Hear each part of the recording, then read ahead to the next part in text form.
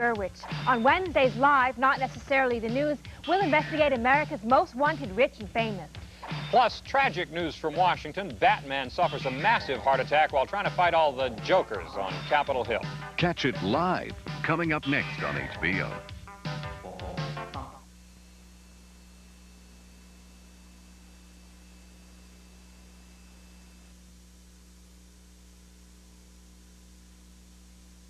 Coming up, just when you thought it was safe to have an abortion.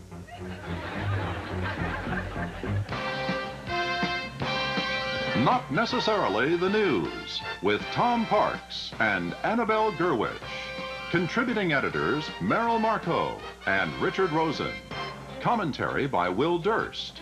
Featuring Joe Guppy. And special guest stars David L. Lander, Tom Leopold, Fred Willard, and Lucy Webb. Brought to you tonight by the new American Legion. The times have changed, and so have we. And by the Pete Rose Mint. Great craftsmanship that's affordable. And now, live from Los Angeles, Not Necessarily the News.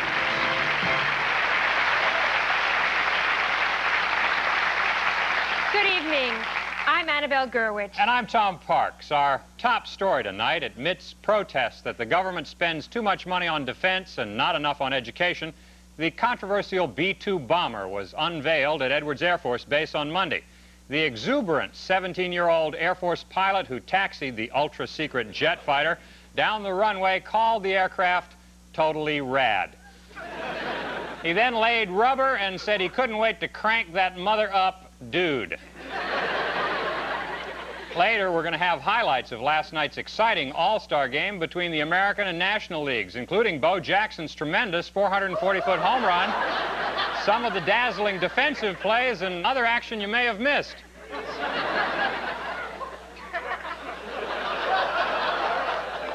Trust me, you'll want to see it. Annabelle? President Bush, continuing his effort to improve the pay of federal workers, asked Congress to grant raises to 5 of the 9 Supreme Court justices.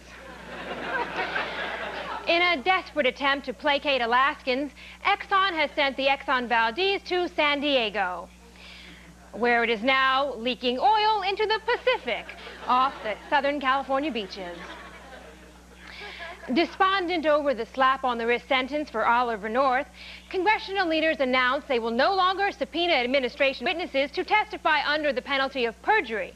Instead, they're switching to a reward system where the officials will be offered fabulous prizes for telling the truth. At Cedars-Sinai Hospital Monday, Mel Blanc, voice of countless cartoon characters, he passed away. While lawmakers in Washington are scrambling to protect the American flag, a Missouri woman has become the first to be arrested under the new apple pie amendment. The woman, who admits to burning an apple pie, claims she meant no disrespect for the revered symbol of Americanism, but simply left it in the oven too long. We'll have more after this.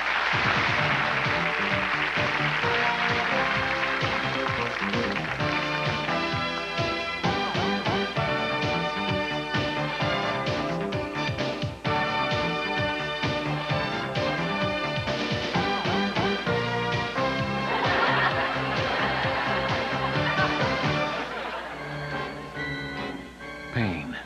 Pain that throbs, aches, pain that pulses. Pain like we felt at the Bayer Aspirin Company when our own survey showed 40% of doctors preferred Tylenol. And only 25% liked Bayer. Then, one of our younger executives had a stroke of genius. Wait a minute. Wait a minute. If we break down these numbers into the 22% who use regular strength Tylenol, and the 18% who use extra strength Tylenol, our 25% who use Bayer comes out on top. Yeah. We can even run the actual numbers on screen for a few seconds in tiny print. So no one can read them. And we can still base our ad campaign on these results. More doctors prefer Bayer than extra strength Tylenol. Bonuses for everyone. At Bayer, creativity counts. Coming up, the winners in that Chinese massacre last month pose for a team picture. As a professional television pitchman, I sell a lot of products to a lot of people. And I do it by wearing nice clothes and walking briskly to accentuate my importance. Who am I? Perhaps I'm a successful business executive who knows what he's talking about. Perhaps I'm a doctor, or maybe a scientist, or a friendly pharmacist, or at least someone with access to a lab coat. Or if not someone with access to a lab coat, then at least I'm someone professionally trained to gesture a lot with his hands. Whatever I am, I'm effective, I'm fast acting, and I'm extremely well paid. What am I selling? Beats me. But I do know that by the time I find out, you already will have bought it.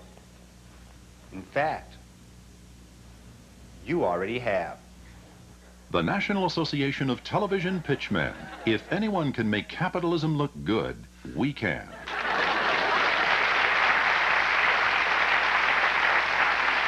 And now, here is an investigative report on why men drive women nuts.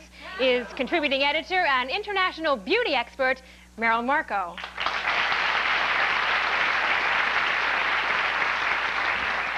Thanks, Annabelle. And remind me to find out what it is you use to make your hair do that. Welcome to the section of the show where we discuss things of concern to women. And this week, here's kind of a different topic.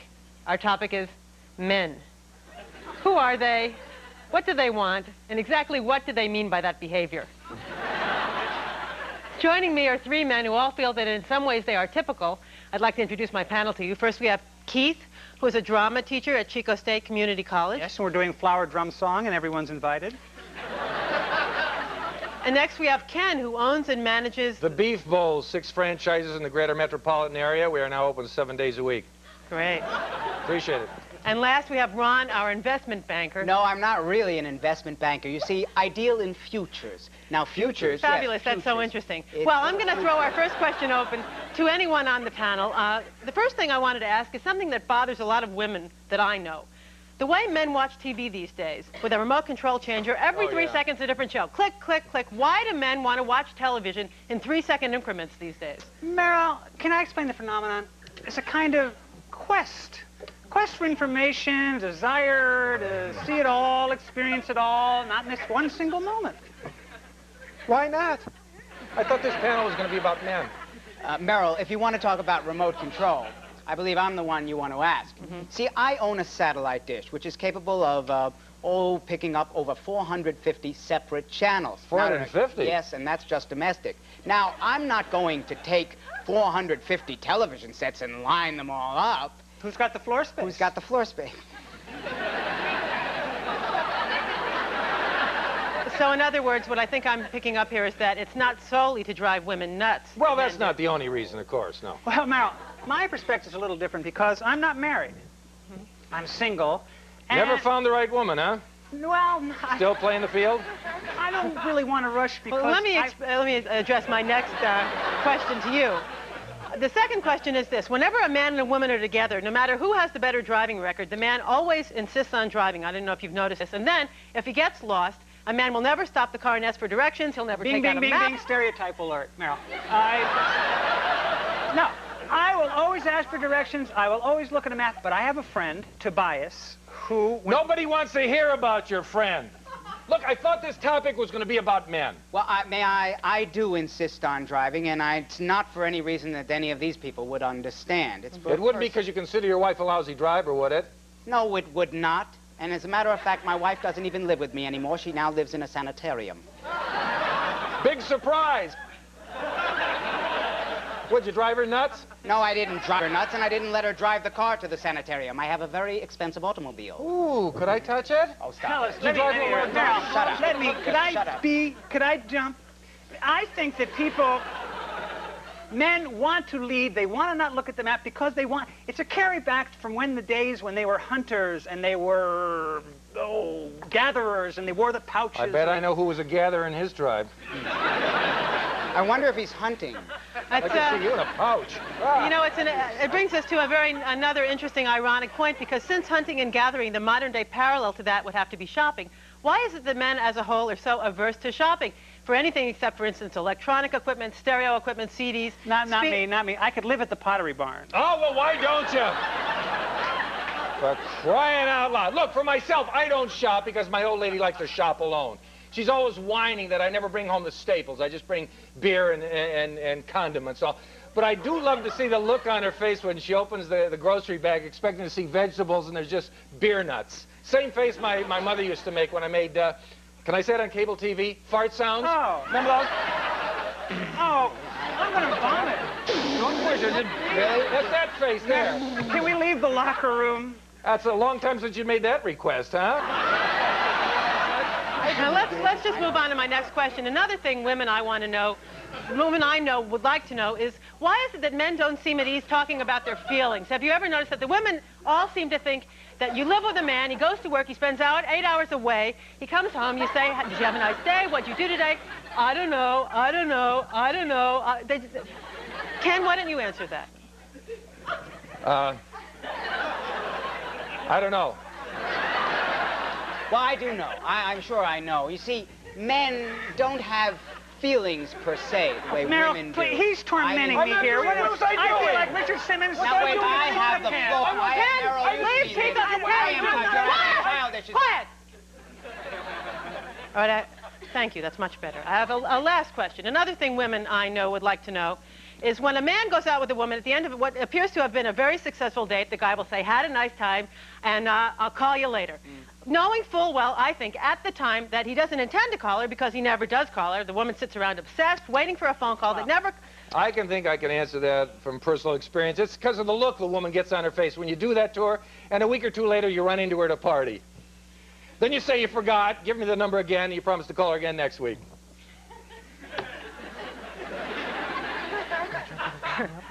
Thank you. It's been a pleasure meeting you all, really. Thank you so much for coming. I think that explains a lot. Back to you, Annabelle. Thank you, Merrill. We'll be right back. Coming up, on vacation with the Bush family.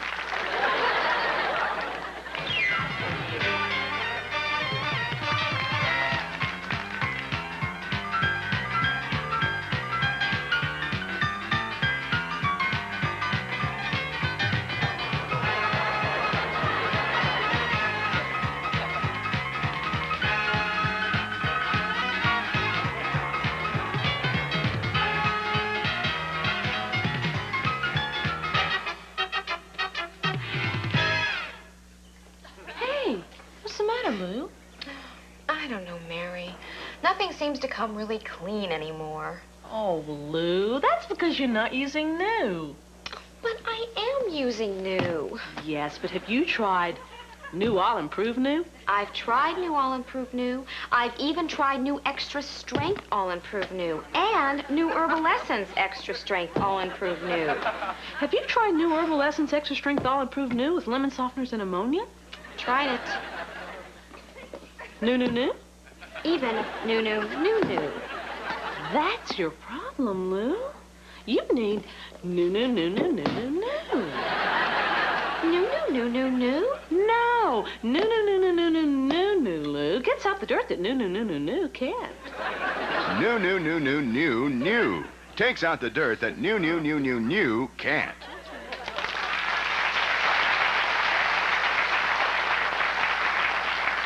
The failure of so many savings and loans in this country has been blamed on lax federal regulations.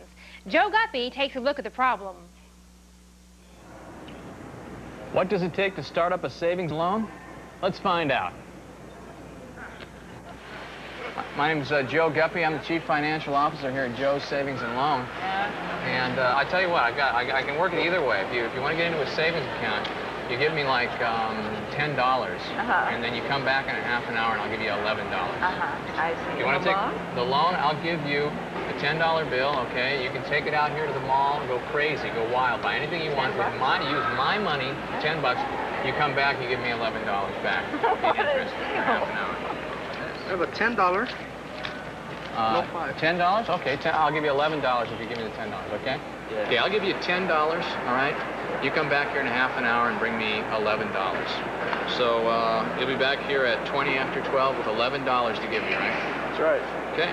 Thank you. There you go. I'm going to give you the interest right now, just in case I'm late in a half an hour. Okay, I want to do it. Wait a minute, are you suggesting you might not be coming back? I'm coming back, but I'm going to pay the interest because I might be a minute late. Oh, okay.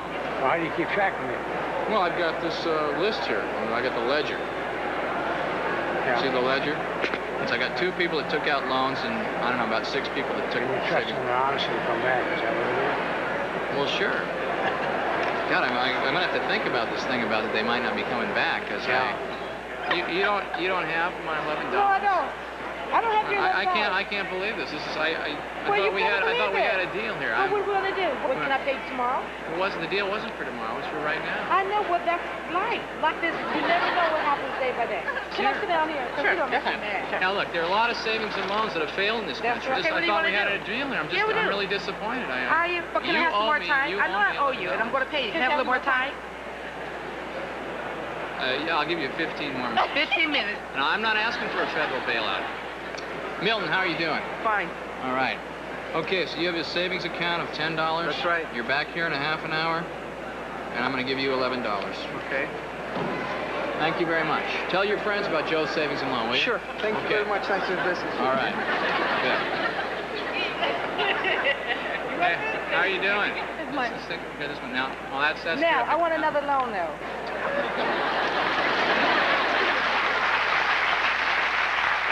Joe, what was the final result of your business venture?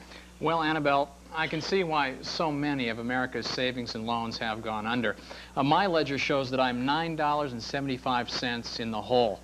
Now, my biggest loss was a defaulted loan. I loaned Joe here. I have a picture of Joe there. I loaned him $10. That makes $11 with interest. He never returned. If anyone out there recognizes Joe, please contact me, care of your local station. And this is Grant here. Grant, buddy, I owe you $5. Give me a call. Annabelle? Thank you, Joe. Tom? With the summer travel season in full swing, here's the peripatetic Annabelle with some travel tips. Thanks, Tom. National park officials are predicting record crowds again this summer. So some of our more adventurous viewers might like to try camping out in New York City. A new company called Urban Jungle Safaris is offering 2- and 4-week packages. You'll sleep beneath the stars in canyons of steel, trade tall tales with the homeless around the campfire, and dine on the local cuisine. In sports news, this year's All-Star Game fans stuffed the ballot boxes and actually voted in one player who'd been inactive all year and another who had retired. That same system for presidential elections was endorsed today by both President Bush and former President Reagan. Recognized around the world as the greatest actor of his time, Sir Laurence Olivier died Tuesday, moving every actor in the world up one notch. This made Judd Nelson the 3,253rd best actor in the world. On May 31st, the J. Paul Getty Museum paid a record price for a classic old master portrait, $35.2 million.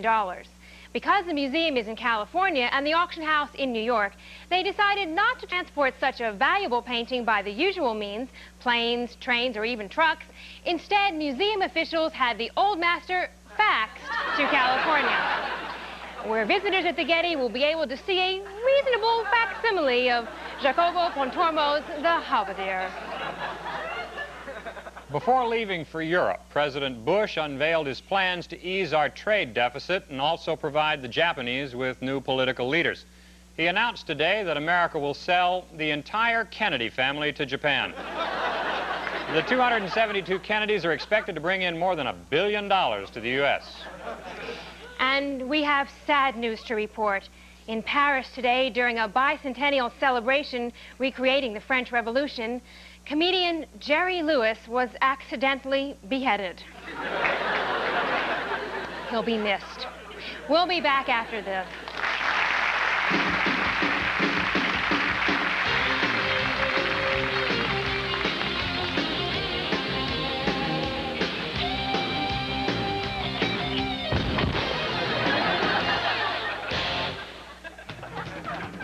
called him the richest man in the world, Adnan Khashoggi. He owned a New York penthouse, a castle in Spain, his own jumbo jet, and the Utah Jazz. But now, in a Swiss prison, Khashoggi faces extradition for racketeering and other charges. Also arrested, Michael Milken, the junk bond king who last year made $550 million. If guilty, both could end up at this fantastic new $65 million prison yacht, donated by bad boy billionaire Donald Trump. Already on board, Harry and Leona Helmsley, brought up recently on federal charges of tax evasion, extortion, and conspiracy. Tour this beautiful prison and meet its present and perhaps future occupants tonight on America's Most Wanted Rich and Famous.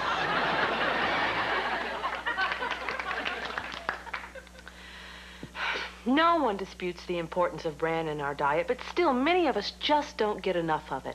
Oh, we know we need it to be healthy and regular, but we just wish that it looked and tasted a little better. Well, a lot better. Well, now there's an answer. Remix Bran Sack. Once attached, the Bran Sack releases the recommended daily allowance of bran directly into your system. You'll never even know it's there. So try new Remix Bran Sack. It's like having a field of wheat in your small intestine. The Remix Bran Sack. You'll never eat bran again. Back with us once again, here is one of America's top political humorists, Will Durst. Thank you, Annabelle. Hi, guys. Well, here we are in the middle of another long, hot summer, made worse by all the hot air blowing out of Washington. You know, if we're really serious about cleaning up the air, maybe some thought should be given to canceling C-SPAN. Come on, man, we're talking about people who lie to the newspapers and then believe what they read. President Bush, who is presently summering in Eastern Europe on his way to a party in Gay Parade, darling, has called for a constitutional amendment banning the burning of the banner. Yes, whenever trouble strikes, this mild-mannered chief executive turns from meat geek into flagman. Arch enemy to textile terrorists everywhere. Beware fabric felons, flagman is here with his boy, Doofus. Boy, he sure can take a stand. Huh? You watch the next thing you know, he's going to come out against cancer. I can't wait for his position paper and lost luggage. On Monday, he signed an order outlawing imported automatic weapons. Yeah, right. I don't know about you, but when I'm on the playground being cut in half by a burst, I want to hear that good old American bing! The NRA is still trying to convince us that assault rifles are legitimate hunting weapons. Well, okay. You can also use a chainsaw to cut butter. Just gonna get a little messy around toast time is all I'm saying. Honey, clear the kids. Can't you imagine putting a full clip into a deer at 30 yards? Forget it, man. You'd end up with venison jerky. In noun and verb forms. Guns don't kill people. People kill people. Yeah, but it's the guns that put the little tiny holes in them that all the blood leaks out of real quick. That's the problem. And how does mighty Congress respond? They outlaw lawn darts. That's right. It's illegal to buy or possess lawn darts because how many of your friends have been mugged on the street, held up at plastic quiver point? Don't move, man. I'll arc one right in your sweet spot. I swear to God. Use a chart, go to jail. That's the law. I'm history. I'm in the archives. I'm gone. Say bye.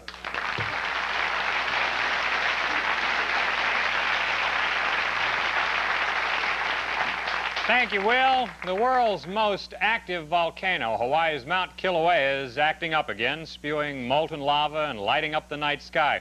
Here with an on-the-scene report is our new roving reporter, Jack Nichols. Jack.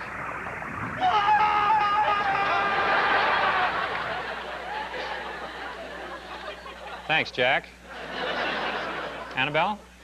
And finally, the Defense Department announced today their newest attempt to obscure America's ballistic missile force from the Soviet Union when they revealed the John Deere Ultra Midget Man. And that's not necessarily the news for tonight. We'll be back live this same time next week. Good night. Good night.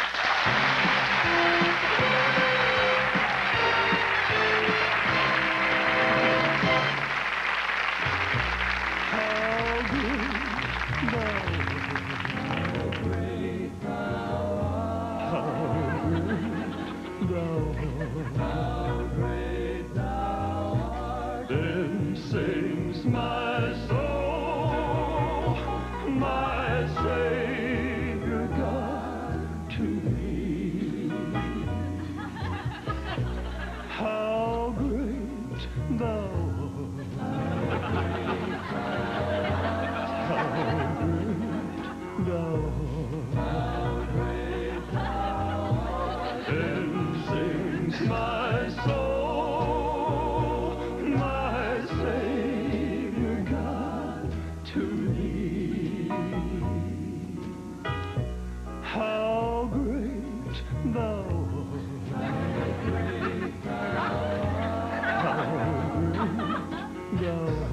How great thou art. Then sings my soul.